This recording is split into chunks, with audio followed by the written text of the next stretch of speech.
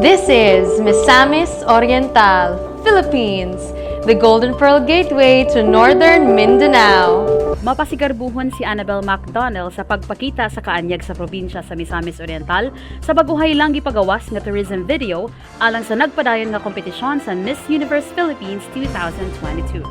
Unod sa tourism video mao ang pagsuroy ni McDonnell sa lain-laing lugar sa probinsya sama sa Sagpunon Falls, Opal Ostrich Farm, Mount Malindawag, Naawan Higaonon Ancestral Domain ug uban pa aron ipakita sa tibok Pilipinas ang kaanindot sa probinsya nga angay nilang masayran ug mabisitahan. Pangandoy sa kasamtangang gobernador nga mapakita sa tibuok kalibutan ang kaanyag sa turismo sa lalawigan nga maoy flagship program sa iyang administrasyon kay iyang tinguha nga ang paglambo sa turismo kalambuan usab sa panginangabuhian sa katawhan sa lalawigan.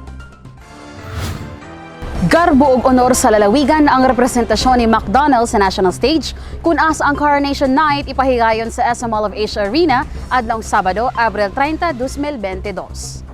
Ako si Queen Exclamador alang sa Miss Or Balita.